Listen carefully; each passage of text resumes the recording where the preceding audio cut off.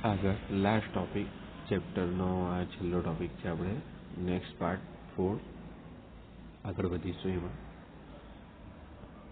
કે વિદ્યુત વિભાજ્ય કોષ એટલે શું, તેની ઉપયોગિતા વિશે લખો. જે કોષમાં બાહ્ય સ્ત્રોતના વોલ્ટેજનો ઉપયોગ રાસાયણિક પ્રક્રિયા કરવા માટે થાય તેને વિદ્યુત વિભાજ્ય કોષ કહેવાય છે. વિદ્યુત વિભાજ્ય કોષમાં બાહ્ય વિદ્યુત ઉર્જાને રાસાયણિક ઉર્જામાં શું કરે છે દીકરા? પરિવર્તન કરે છે. ઉપયોગ વિદ્યુત રાસાયણિક પ્રક્રિયામાં પ્રયોગશાળામાં અથવા રાસાયણિક ઉદ્યોગોમાં ખૂબ જ ઉપયોગી હોય છે. કેટલાક ઉપયોગી ધાતુનું શુદ્ધિકરણમાં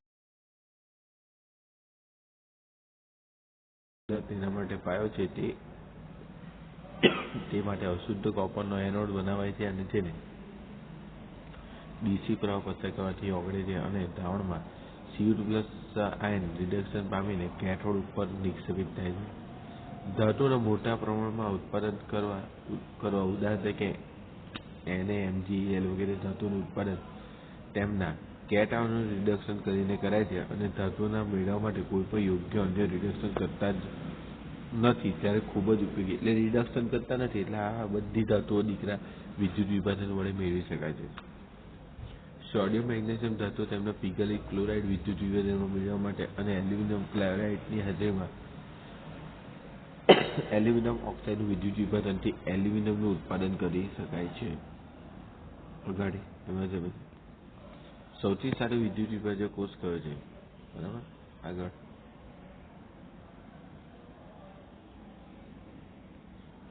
સૌથી સારો વિદ્યુત વિભાજ્ય કોષ તે કોપર સલ્ફેટના દ્રાવણનો 2 કોપરની પટ્ટીઓ ડૂબાડી ધરાવેલો છે. આ રચનામાં 2 કોપર સલ્ફેટના દ્રાવણમાં ડૂબાયેલી 2 પટ્ટીઓ ધરાવે છે. કોપરના બંને પટ્ટીઓમાં એક કેથોડ અને બીજી એનોડ હોય છે. કાર્ય બંને ધ્રુવોની સીધી ડીસી પ્રવાહ વડે અને કેથોડના ઋણભારિત ઉપર Cu2+ આયનો જાય છે અને તેના પ્રમાણે Cu2+ આયનનું રિડક્શન થાય છે. આયરું Cu2+ માંથી Cu આમ કેથોડ ઉપર કોપર ધાતુ નિક્ષેપિત થાય છે ને એનોડ ઉપર કોપર છૂટું પડે છે. બરાબર ને કોપર ઓગળે છે અને ઓક્સિડેશન પામે છે. અશુદ્ધ માંથી શુદ્ધ કોપર એટલે અશુદ્ધ કોપર હશે તે એનોડ તરીકે અને શુદ્ધ કોપર હશે તે કોના તરીકે હશે? તો કેથોડ તરીકે. ઉપયોગ આ રીતે કે અશુદ્ધ કોપરમાંથી તમે શુદ્ધ કોપરમાં શું થાય છે? ફેરવી શકાય છે. ઉપયોગ અશુદ્ધ કોપરના એનોડ બનાવવામાં આવે છે જે પ્રવાહ પસાર કરવાથી ઓગળે છે અને શુદ્ધ કોપર કેથોડની ઉપર શું થાય છે? નિક્ષેપિત થાય છે. અગાડી ફેરેડેનો નિયમ અને તેનું કાર્ય જણાવો.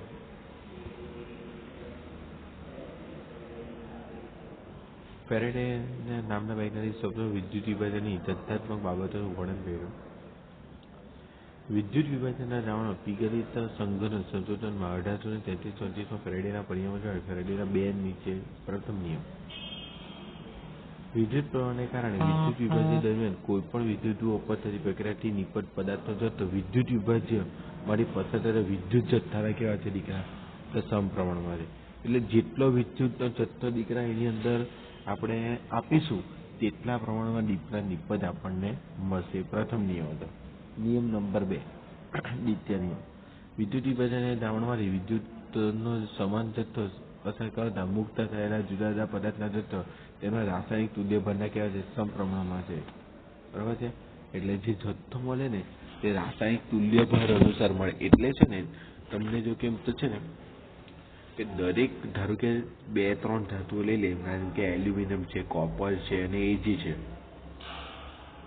તો દરેક તુલ્યભારની કિંમતો જુદી જુદી આવશે. કેમ? કારણ કે Ag માંથી Ag+ માંથી Ag બનાવવું હોય તો 1 ઇલેક્ટ્રોનની જરૂર પડે. કોપર પ્લસ માંથી કોપર બનાવવું હોય તો 2 ઇલેક્ટ્રોનની જરૂર પડે.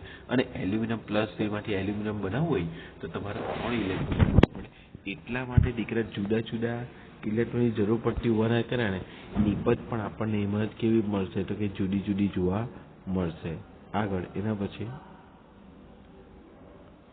કુલોમીટરનો ઉપયોગ શું હતો? ફેરેડેના સમયમાં અચળ વિદ્યુત પ્રવાહના શોધ પ્રાપ્ત ન હતા. સામાન્ય ધાતુના નિક્ષેપિત થયેલા અથવા વપરાયેલા જથ્થાને પરથી પસાર થયેલા વિદ્યુત જથ્થાને મેળવવા માટે કુલોમીટર મૂકવામાં આવતો અને આ કુલોમીટરનો ઉપયોગ લુપ્ત થઈ ગયો છે.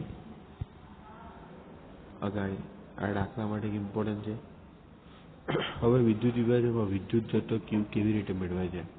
હવે અચળ વિદ્યુત પ્રવાહ શોધ પ્રાપ્ત છે ને પ્રમાણે પસાર થયેલા વિદ્યુત Q નું સૂત્ર Q બરાબર IT. I શું છે? એમ્પીયરમાં વિદ્યુત પ્રવાહ, T સેકન્ડમાં વિદ્યુત પ્રવાહ અને Q શું છે? પ્રવાહ. Q coulomb.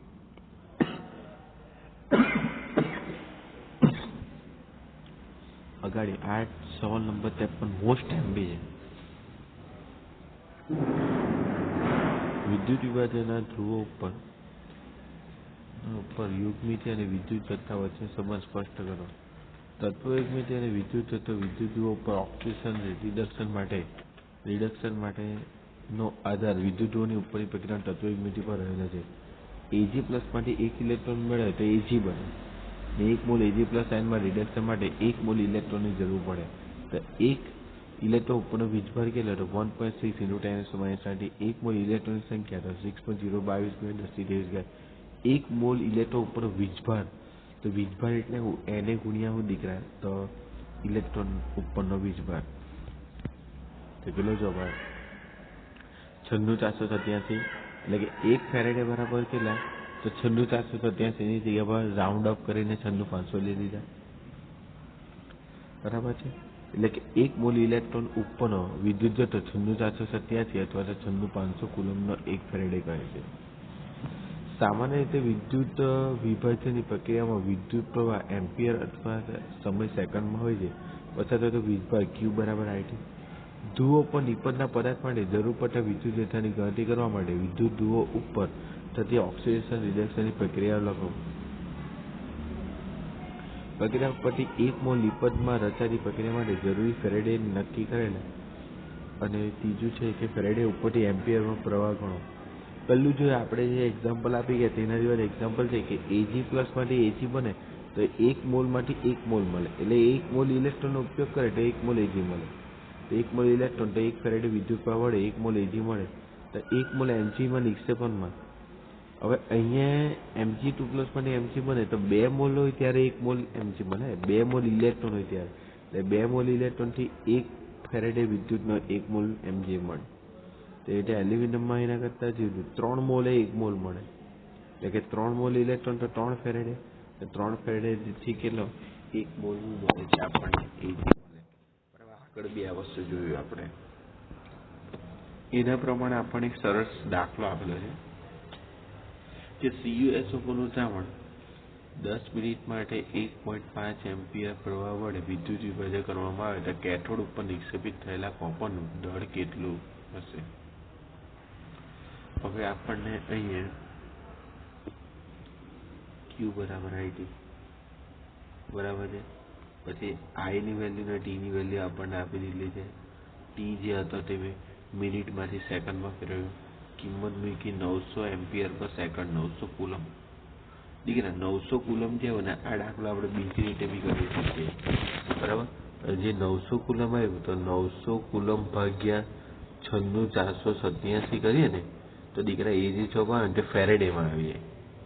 આ રીત પણ બહુ ઇઝી છે બરાબર. આગળ તેના પછી સમજતા આવીએ. કોપરની નિપજની Cu2+ માટે જોયું તો 2 મોલ માંથી 1 મોલ મળે. 2 મોલ ઇલેક્ટ્રોન વાપરાય ત્યારે 1 મોલ કોપર મળે તો 2 ફેરેડેથી 2 × 96500 ફેરેડેથી 1 મોલ 63 ગ્રામ કોપર મળે. તો આટલે જે ફેરેડે મેં તમને જે અહીં ગણતરી કરવા કીધું ને તો અહીંયા શબ્દ વાપરવાનો કે આટલા કોપર નીકળ્યા 900 કુલમ નિક્ષેપણથી કેટલું તો 900 × 63 ગ્રામ છેદમાં કેટલા લખી દેતા 2 × 96500. આના પરથી તમને ડાયરેક્ટ જવાબ કેટલો મળી જશે. જો એ બી એ જ થયું ને 900 ભાગ્યા 96500 તો તમે જેમાંથી બેમાંથી જે રીતે કરો તે રીતે દાખલાનો જવાબ આવી જશે. વિદ્યુત વિભાજનની 2 ધ્રુવો પાસે પ્રાપ્ત થતી નિપજો બરાબર છે. ઉદાહરણ દ્વારા આપણે સમજાવીએ. 2 પ્રકાર હોય છે, એક નિષ્ક્રિય વિદ્યુત ધ્રુવ અને એક બીજો કોઈ આપેલો છે આપણને તો કે સક્રિય. પહેલું જોઈએ આપણે નિષ્ક્રિય ધ્રુવ. આ વિદ્યુત ધ્રુવો રાસાયણિક પ્રક્રિયામાં ભાગ લેતા નથી અથવા ફક્ત ઇલેક્ટ્રોનના સ્ત્રોત અથવા તો અપવાહિક તરીકે કાર્ય કરે છે. આવા વિદ્યુત ધ્રુવો પ્રક્રિયા થવા માટે અને ઇલેક્ટ્રોનના વહનની સપાટી આપે છે. નિષ્ક્રિય વિદ્યુત ધ્રુવો પ્રક્રિયામાં ઓગળતા નથી અથવા નિપજતા પણ નથી અને તેમના દળ ઘટતા કે વધતા નથી. આ નિષ્ક્રિય ધ્રુવો રિડક્શન પોટેન્શિયલ અતિ ઓછા હોય છે તેને માપી શકાતા નથી. પ્રક્રિયાનું ઉદાહરણ PT માંથી Ag વગેરે નિષ્ક્રિય ધ્રુવો છે. ઉદાહરણ તરીકે CuCl2 ના દ્રાવણનું PTના ધ્રુવોમાં વિદ્યુત વિભાજન કરવાથી PTના ધ્રુવોનું ઓક્સિડેશન થતું નથી અને પણ એનોડ નજીક Cl નું ઓક્સિડેશન થઈને આમાં રૂપાંતર થાય છે દીકરા Cl2માં. કે 2 Cl2 માંથી દીકરા Cl2 અને 2 ઇલેક્ટ્રોન છૂટા પડે છે. હવે અહીંયા ખાલી એ લોકો એમ કે જે પ્લેટિનમ છે ને તે દીકરા નિષ્ક્રિય વિદ્યુતો છે, જે પ્રક્રિયામાં ભાગ બી નથી લેતો, નથી એનું નિક્ષેપણ થતું, નથી એનું દળ ઘટતું વધતું કંઈ થતું નથી, બરાબર. એ ખાલી પ્રક્રિયામાં ભાગ લે છે. તે રીતે સક્રિય ધ્રુવો, જે વિદ્યુતો પ્રક્રિયામાં ભાગ લે છે અને તેને સક્રિય ધ્રુવો કહે છે. સક્રિય ધ્રુવો પ્રક્રિયામાં ભાગ લે છે ત્યારે તેમના પરમાણુ પ્રક્રિયા થવાની દ્રાવણમાં શું થાય છે, ઓગળે છે અથવા તો ઉત્પન્ન થાય છે. તેથી તેમને દળ ઘટે અથવા વધે ઘટે છે. ઉદાહરણ તરીકે Cu, કોપર, ઝેડ, એલ્યુમિનિયમ વગેરે સક્રિય ધ્રુવો છે. પ્રક્રિયાનું ઉદાહરણ Cu2+ ની પટ્ટીના ધ્રુવોમાં CuCl2 ના દ્રાવણનું વિદ્યુતીકરણ કરવાથી એનોડ ધ્રુવ તરીકે Cu ધ્રુવના Cu દ્રાવણમાં ઓગળે અને Cu2+ આયનો રચે છે. Cu2 માંથી Cu2+. આમ એટલે અહીંયા શું થાય, છૂટું પડ્યું. એટલે આ સક્રિય એટલે વિદ્યુતીકરણની પર નિષ્ક્રિય અને સક્રિય વિદ્યુતો માટે કેવી હોય છે દીકરા, બંને માટે અલગ અલગ હોય છે. હવે સમજાવ કે E0 વધારે તો રિડક્શન પ્રક્રિયા થાય છે. હા, એટલે કે કેથોડ પરની સપાટી પર રિડક્શન પ્રક્રિયાઓ થાય છે. જો એક કરતાં વધારે સ્પીસીસ કેથોડ નજીક હોય તો તેવી પરિસ્થિતિમાં E0 વધારે હોય, તેથી રિડક્શન પ્રક્રિયા થાય. NaClના જલીય દ્રાવણનો વિચાર કરો તો જલીય દ્રાવણમાં હોવાથી કેથોડ નજીક NaClમાં કેટ આયનો Na+ તથા પાણીમાંના કેટ આયનો H+ હાજર હોય છે. NaClમાંથી Na+ અને Cl- પાણીમાં H+ અને OH- કેટ આયન Na+, આમાં કેટ આયન H+ હશે. Na માંથી Na+ બને તો -2 પોઈન્ટ ઓકે ને H+ માં 0 0. એટલે આ પ્રક્રિયામાં 1 અને 2 શક્ય છે. જે પ્રક્રિયામાં E0 વધારે હોય તે પ્રક્રિયા પસંદ પામીને થાય છે. પરિણામે કેથોડ પાસે પ્રક્રિયા 2 થાય છે અને પાણીમાં H+ નું રિડક્શન થઈ H2 વાયુ બને છે. NaClના જલીય દ્રાવણનું વિદ્યુતીકરણ કરવામાં આવે તો નીચેની રિડક્શન પ્રક્રિયા H2 માંથી શું બની જાય દીકરા, હાઇડ્રોજન.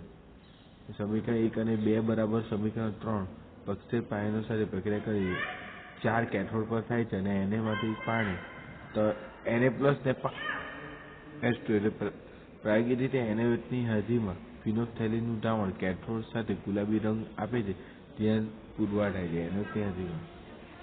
એટલે ફિનોલ્ફથેલિનનું દ્રાવણ પુરવાર શું કરે કે દીકરા એમાંથી છૂટો શું પડતો છે કે OH- આયન, બરાબર. આ વસ્તુ અહીંયા શું કરે છે દીકરા, તો સાબિતી બતાવે છે. આગળ જલીય Na+ની હાજરીમાં નિષ્ક્રિય કેથોડ નજીક પાણીનું રિડક્શન થાય છે. કેથોડની સપાટી પર રિડક્શન પ્રક્રિયાઓ જે નજીકની હાજર આપણે હમણાં જોયું તે જ સવાલ આવી રહ્યો, કન્ટિન્યુ છે. આગળ જોઈએ.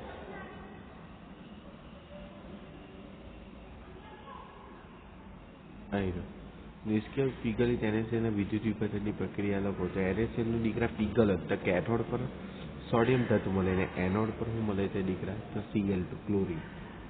એટલે રિડક્શન Na+ માંથી Na બન્યું ને ધાતુ બને છે અને Cl માંથી Cl2 એટલે એ ઓક્સિડેશન, બરાબર. આ બધી વસ્તુ MCQ માટે મોસ્ટ MP છે,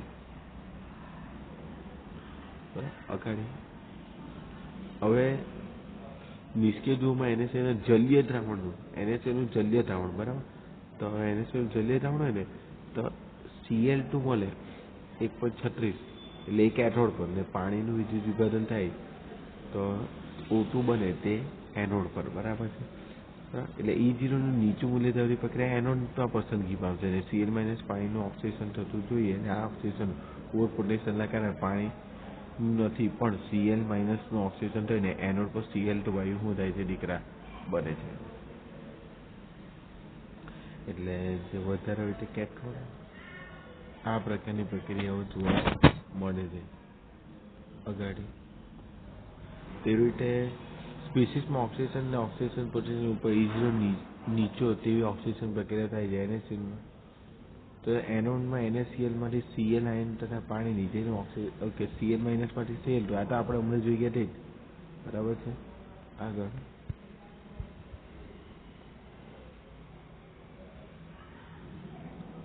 નિષ્ક્રિય ધ્રુવમાં NaClના જલીય દ્રાવણમાં વિદ્યુતીકરણ પ્રક્રિયા. નિષ્ક્રિય ધ્રુવમાં તેની પ્રક્રિયામાં ભાગ લેનાર NaClનું દ્રાવણ ક્યારે NaClમાં Na માંથી Na+, H+ માંથી H2 આથી E0 સેલ હોય ત્યારે રિડક્શન પોટેન્શિયલનું મૂલ્ય કેથોડમાં. હવે જો અહીંયા વધારે કોણ, આની વેલ્યુ વધારે હાઇડ્રોજન, બરાબર. એટલે અહીંયા Na પ્લસ વત્તા H પ્લસ અથવા -, ઇલેક્ટ્રોન તો હાઇડ્રોજન બને ને NaOH બને, એટલે કે એનોડ પર Cl માઇનસ અને H2 નું ઓક્સિડેશન થાય છે, જે અહીંયા વેલ્યુ આપણને બતાવેલી છે આપણને. એટલે નીચા E0 સેલ વાળી પાણીના ઓક્સિડેશનની પ્રક્રિયા થવી જોઈએ, પણ Cl માઇનસ નું ઓક્સિડેશન થાય છે. ઓક્સિજનના ઓવર વોલ્ટેજના કારણે Cl માઇનસ નું ઓક્સિડેશન સમીકરણ 2 પ્રમાણે થાય છે, બરાબર છે. એટલે કુલ પ્રક્રિયા જો જોવા જઈએ તો આપણને આવું કંઈ દેખાશે. અહીંયા બતાવેલું છે આપણને કુલ પ્રક્રિયા કે Na પ્લસ પાણી વત્તા Cl માઇનસ તો 1/2 Cl2 1/2 H2 ને NaOH, બરાબર. એટલે કે આમ એનોડ પર Cl2 અને કેથોડ પર શું બને છે, હાઇડ્રોજન વાયુ તથા NaOH બને છે. મોસ્ટ એમ્પી પ્રક્રિયાઓ છે અહીંયા. એના પછી આપેલું છે નિષ્ક્રિય ધ્રુવોમાં H2SO4 ના વિદ્યુત વિભાજન પર એનોડ પાસેની પ્રક્રિયા લખો. તો H2SO4 નું તમે વિદ્યુત વિભાજન કરો તો 2 મોલ H પ્લસ SO4 તો પાણીનું ઓક્સિડેશન થાય ને આવું બને છે O2 વત્તા 4H પ્લસ વત્તા 4 ને SO4 નું ઓક્સિડેશન થઈને H2 માં E0 છે એનું મૂલ્ય ઓછું છે, બરાબર છે. E0 વાળી ઓક્સિડેશન પ્રક્રિયા થાય છે, આથી પાણીનું ઓક્સિડેશન થઈ એનોડ પાસે O2 બને છે. અને જો કે H2SO4 ની ઊંચી સાંદ્રતા ઓછી હોય તો H2SO4 નું ઓક્સિડેશન થાય ને આપણને આવી કઈ નિપજ મળે. એટલે વધારે હોય તે કેથોડ ને પેલું ઓછું હશે તે શું બનશે દીકરા, એનોડ. આ પ્રકારની નિપજ આપણને મળશે.